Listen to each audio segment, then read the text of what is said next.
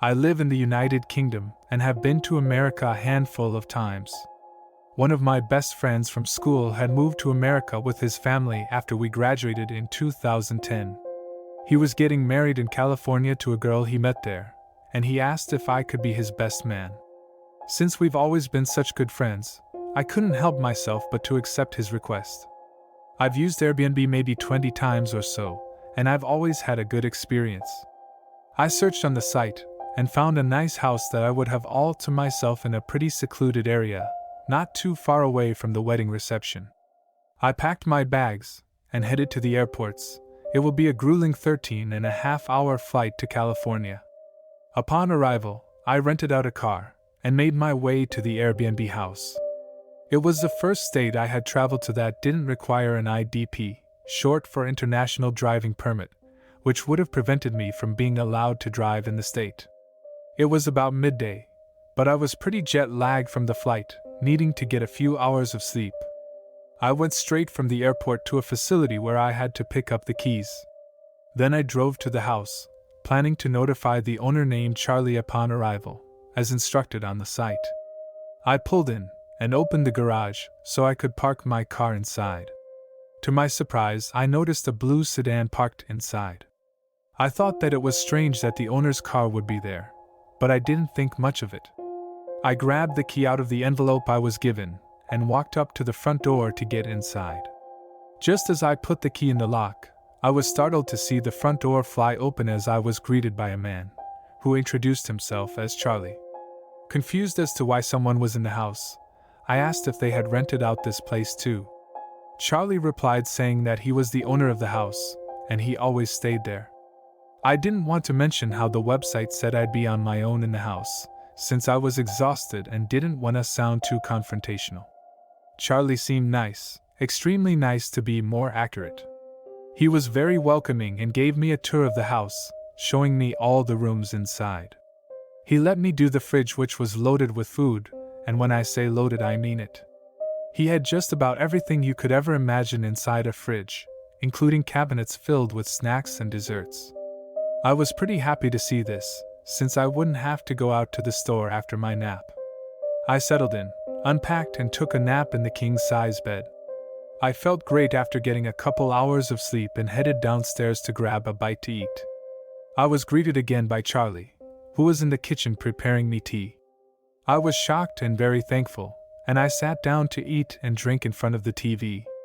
He sat down next to me, sitting unusually close as I ate.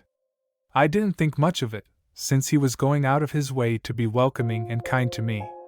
We chatted for a couple hours, mainly talking about my life in the UK, and how it compares and differs to the USA. As the night passed, I felt more fatigued, and told Charlie that I needed to head up and get some sleep, since I had a meet with my friend the next day to go over the information for the wedding. We said goodnight, and I headed up to my room ready to pass out. I woke up the next day to my alarm clock, and started getting ready to leave. Just as I was backing out, I got a text from an unknown number, which later I know, that was Charlie's number. "Hey, call me when you get a chance." Since he knew I had a busy day ahead, I ignored the text, and went to meet up with my friend. Returning home late at night, I was greeted by Charlie at the door, which was a little strange, not knowing how he would have known. I mentioned how I read his text earlier, and didn't get a chance to reply. He looked confused, and said he never texted me, but then paused, saying something along the lines of, "Oh, no problem." His reaction seemed suspicious, but I acted like I didn't feel concerned or worried. I grabbed the bite to eat from the kitchen to be followed in by Charlie, who kept chatting. I told him I was tired and needed to sleep since the wedding was tomorrow. We said goodnight, and I headed up to bed, very suspicious that something was off with him. I sat in bed thinking about everything that had happened, and decided to call the number that texted me claiming to be Charlie. If Charlie answered, I could always just say that I accidentally dialed the number. I called the number, holding the phone up to my ears. It rang, it kept ringing, and I began to think that nobody was going to answer until someone picked up on the last ring. A man said, "Hello," and I responded saying, "Who's this?" And he replied saying, "Charlie, the Airbnb host, did you make it into the house?" I just wanted to make sure there weren't any issues getting inside. This guy clearly had a different voice from the man I met inside the house. I froze up, not knowing what to say. In a shaky, trembling voice, I said, "I thought you were staying in the house with me. Haven't you been here with me the whole time?" After saying this, there was a few-second pause in the man's response. He said, "What do you mean? I don't live there. I live a few hours away and use that house as a rental on Airbnb." I explained to him that there was a man who greeted me, claiming to be Charlie, who was staying in the house with me. The owner seemed to be just as shocked as I was. He told me that whoever was in the house, claiming to be him, was definitely not anyone he knew, since I was the only person who should be in the house for the week. Completely terrified, I said, "Okay, I gotta go," and hung up. I couldn't even begin to wrap my mind around what had just happened. I sat there literally shaking as I heard a knock on my door. It was the man posing as Charlie. He was asking who I was talking to, and I just said that I got off the phone with my friend, and that we were talking about the wedding, not trying to sound suspicious. This is when he really started acting strange. He asked, "Hey, can you come out here for a second? I have a question." Not knowing what to say, I tried telling him I needed to sleep, but he kept insisting. I asked, "What do you want to ask me?" And he responded in a creepy tone saying, "I need help shutting off the sink in the basement. I accidentally broke the handle and can't get it to stop. I need you to help me seal the leak." I've watched enough horror movies to know that this definitely was some sort of trap, but I quickly responded saying, "Oh yeah, no problem. Just give me a couple of minutes to get dressed. I'll be down there." Upon saying this, I heard him start walking down the stairs. I had to escape. Luckily, I had my keys in the room with me, so I decided my best chance was to jump out the window, take my chances with the fall from the second level onto the bushes on the side of the house. I flung open the window and broke through the screening, slowly preparing myself for the 10 to 15-foot descent, making sure I had my phone, wallet, and keys. I landed in the bushes, scratching and bruising myself up pretty badly. I sprinted in my car, turned it on, and threw it in reverse. As I pulled out, I could see the man looking at me through the blinds, which was a horrific sight. I drove away as far as possible and called my friend who was getting married. Thankfully, he let me stay in the guest bedroom of his house for the rest of the week. I never returned to get my luggage or anything. Since the drive was far and I was traumatized, I was able to get a full refund for the Airbnb. I eventually alerted the authorities who couldn't find anyone in the house. It still remains a mystery to this day of who the man was inside that house. It was around noon on a Thursday when I was home alone. I was waiting for my husband to get off for his lunch break, to come pick me up for his lunch together. I was wasting time waiting for him while I was watching Netflix, until I heard a knock at the front door. I got up to go check it out. I could see through the curtained door frame windows, where I saw it was some teenage kid. I didn't know who he was, and I knew he wasn't looking for my husband either. He had this little dog following him too. As soon as I got to the door, before I even opened it, he had already walked off the porch and was leaving. I figured there's no point opening the door now, as he's already moved on. My first thought was that the kid found the dog, and he was going door to door looking for its owner or something. I walked back to the back room, and returned to my show only to hear some shuffling outside the window. This definitely got my interest. There are no doors back there and it's far enough off the street that nobody should ever be heard from this distance. I peeked out the window, and saw it was the same boy climbing up onto the fence and peeking into this old door that led to a little porch. It was never used, and the door leading to the house had been nailed shut and a bookcase was put in front of it. I started to panic a little here, as the kid was definitely up to no good. There is no access to the outside from that little cubby. It's all screened in, and only accessible from the inside. He was trying to get into that hideaway door, and also he didn't knock either. I started trying to call my husband, and as I did, I could hear the sound of footsteps approaching the front door. It was the kid, walking around to knock on the front door once more. It seemed like they were checking for a second time to make sure nobody was home. There was no answer from my husband.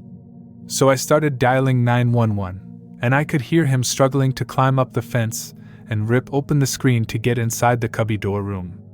I got a 911 operator on the line. I moved a dresser in front of the door to the room I was in. I told them my name, location, and that there is a burglary in progress at my house. The kid started kicking at the nailed-shut door with the bookcase in front of it, and he was kicking hard. He was trying to break it down.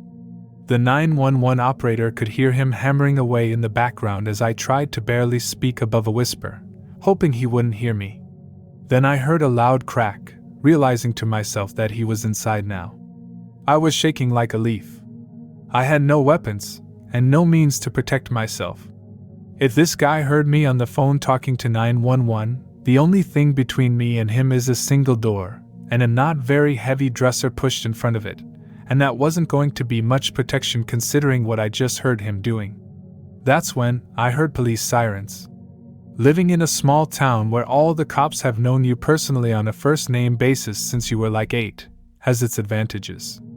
It didn't hurt either that my mom was a cop at the time. They caught the guy in the act, trying to climb back out of the hole he ripped in the screen, claiming he wasn't doing anything, even though his pants were torn from when he slipped on the fence, trying to gain a foothold inside to begin with. The cops came in, and I unbarricaded the door, and we went to see the damages. The kid failed to get the nailed-shut door open, even though he wailed on it with all he had. So he turned to the wall next to it. The kid put his foot through the actual wall of the house into the bathroom to try to break in.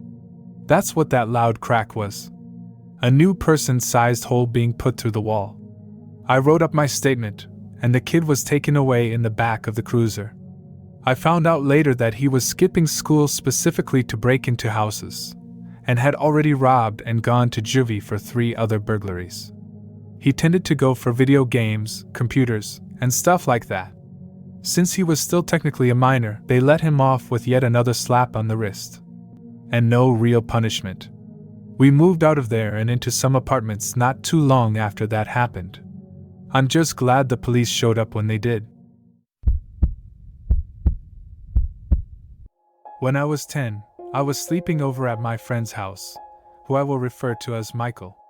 We grew up in a small town in southern Kentucky, where most people knew each other on a first-name basis.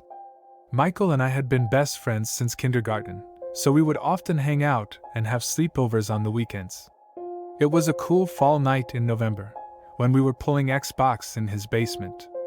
At around 11 p.m., I got hungry and told him I was going to run upstairs and grab a snack from the kitchen. His parents were asleep, so all the upstairs lights in the house were off. The moonlight provided just enough visibility for me to grab a bag of Cool Ranch Doritos out of the cabinet. As I turned around to head back down, I thought I heard a faint thump coming from the siding door, facing the backyard. It caught me off guard, and made me jump. I froze for a second trying to listen for the noise again, wondering if it was just my imagination. I didn't hear anything after standing there for a few more seconds, so I headed back down to Michael, who had his headset on while playing Call of Duty. I told him how I thought I heard a noise upstairs, but he didn't really seem too concerned, and chalked it up to it just being an animal or something. We continued to take turns playing after each game for the next half hour. While I was in the middle of a game, Michael tapped my shoulder and told me to take the headset off.